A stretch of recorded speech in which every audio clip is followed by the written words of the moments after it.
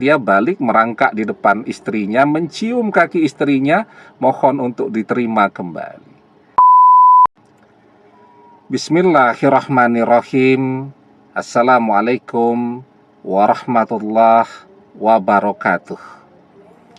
Bapak-bapak, ibu-ibu, mas-mas, mbak-mbak, khususnya adik-adikku sekalian yang dirahmati Allah dimanapun Anda berada. Kembali di IIP Channel bersama saya, IIP Wijayanto. Kali ini kita akan membahas tema bayangkan mantan minta balik sambil merangkak kepadamu, maka dia akan datang merangkak untuk minta balik bersamamu. Ya.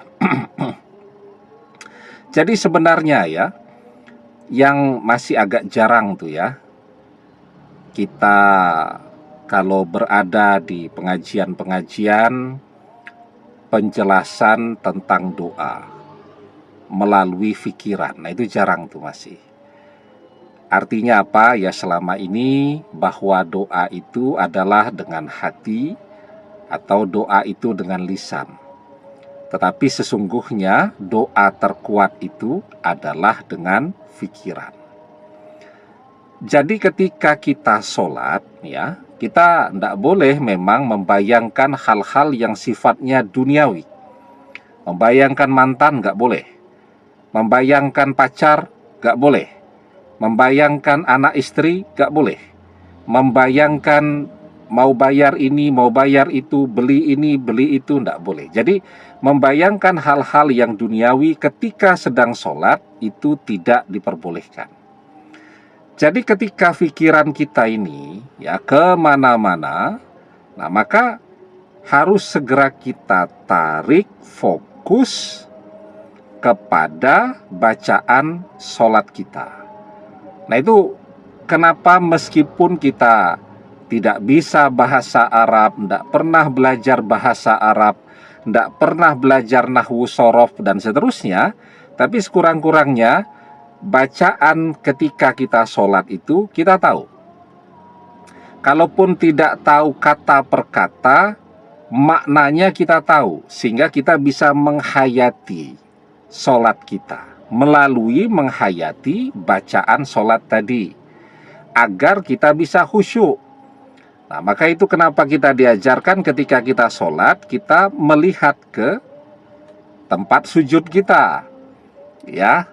Nah, maka sajadah yang paling banyak gambarnya adalah Ka'bah ya. Jadi biar kita fokus ya, karena Ka'bah kan adalah arah kiblat semua umat Islam. Nah, jadi agar kita fokus, agar kita khusyuk.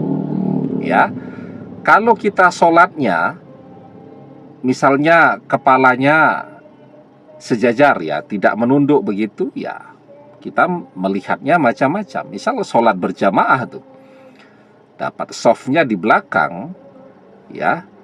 Apalagi kalau sholat Jumat kan bajunya macam-macam itu. Banyak yang berangkat sholat pakai baju atau jersey tim nasional Argentina. Tulisan bajunya Messi. Di sebelahnya pakai baju tim nasional Portugal. Pakai bajunya Ronaldo misal gitu. Jadi nanti jadi nggak khusyuk kita. Kenapa? Karena kalau kepala kita sejajar begitu, maka kita akan membaca macam-macam tuh. Yang softnya paling depan, ya di depan itu kan biasanya ada jam. Wah, ini sudah jam sekian nih. Ada kalender, ya dan seterusnya. Nah, jadi kemana-mana lah pikirannya. Maka kita diperintahkan untuk menunduk begitu, melihat ke sajadah kita, ya, agar kita khusyuk dengan bacaan sholat kita. Itu ketika kita sedang sholat. Nah, ketika sholatnya sudah beres, ya, sudah ditutup dengan salam, kita berdoa. Nah, maka pada saat kita berdoa itulah kita bayangkan duniawi, karena umumnya kita berdoa kan untuk kepentingan duniawi. Nanti closing doanya itu baru untuk kepentingan akhirat. Biasanya begitu kan, kalau kita closing doa baru membaca doa sapu jagat kan, Rabbana atina fid dunya hasanah wa fil akhirati hasanah wa qina adzabannar. Nah, itu kan kita baru berdoa untuk kebaikan kita fid dunya wal akhirah. Tapi secara umum doa kita itu ya mungkin awal masih minta ampun kepada Allah. Nah, nanti tambah ke sini itu kan doanya duniawi semua tuh, minta pekerjaan, mudah rezeki ya, minta jodoh, minta mantannya balik dan seterusnya. Nah, maka di situ kita berdoa dengan pikiran kita. Karena seperti yang saya bilang di awal, kita berdoa dengan lisan dalam bentuk kata-kata.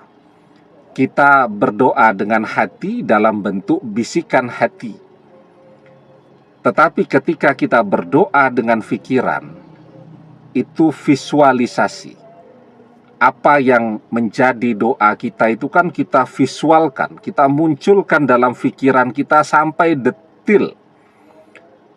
Lisan kita berdoa pengen beli mobil, pikiran kita sampai merek mobilnya, warna mobilnya, berapa jumlah kursinya, pintunya bukaan ke kiri kanan atau pintu geser atau pintu sayap ya.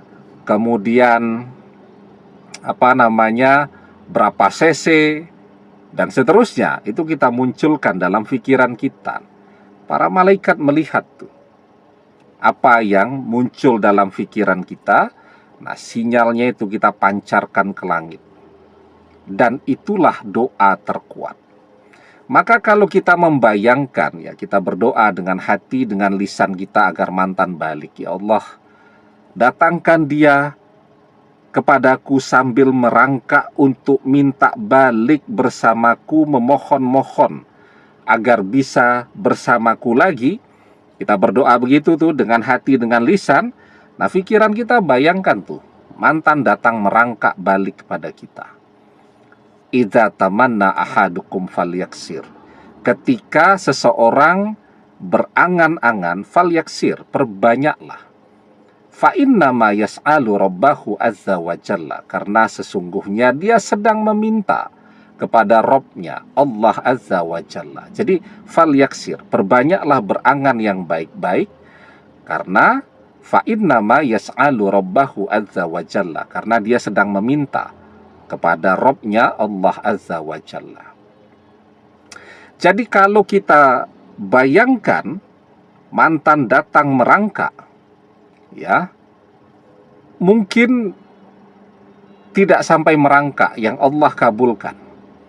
Walaupun kalau Allah mau mengabulkan mantan datang merangkak kepada kita, terjadi, mudah bagi Allah. Tapi Allah kan tahu yang terbaik untuk kita. Ya, kadang orang berdoa dengan sangat semangat, tapi Allah tahu yang paling baik. Ya, nanti kalau mantannya merangkak terus, repot juga kita, kemana-mana merangkak terus dia. Nah, maka dia akan kembali kepada kita. Tapi mungkin tidak sambil merangkak, tetapi sambil berjalan biasa, pakai sepeda motor atau pakai mobil ya, dan seterusnya. Nah, jadi itu ya. Jadi ketika Allah kabulkan, Allah yang menentukan mana yang terbaik untuk kita. Wa asa antakrohu say'a wa huwa khairul lakum. Boleh jadi kamu amat membenci sesuatu padahal dia amat baik bagimu. Wa asa antuhibbu say'a wa huwa sarul lakum. Dan boleh jadi kamu amat mencintai sesuatu padahal ia amat buruk bagimu. Ya, kita pengen banget nih mantan datang kepada kita sambil merangkak. Nah, tapi bagi Allah yang penting kita dan mantan kembali. Nah, maka mantan akan kembali sambil berjalan ya. Tapi jika Allah menginginkan dan menurut Allah memang yang terbaik, mantan itu datang sambil merangkak kepada kita, ya dia datang ke rumah kita sambil jalan, sambil naik motor atau naik mobil ya. Tapi ketika dia berada di depan kita, dia akan merangkak, mungkin sambil mencium lutut atau kaki kita, ya kan. Banyak tuh suami begitu tuh. Sudah mengkhianati, begitu istrinya betul-betul menginginkan perceraian, dia balik merangkak di depan istrinya, mencium kaki istrinya, mohon untuk diterima kembali. Ya, jadi bayangkan apa yang kita inginkan. Insya Allah itulah yang akan terjadi dalam kehidupan kita dan mantan. Demikian, semoga bermanfaat.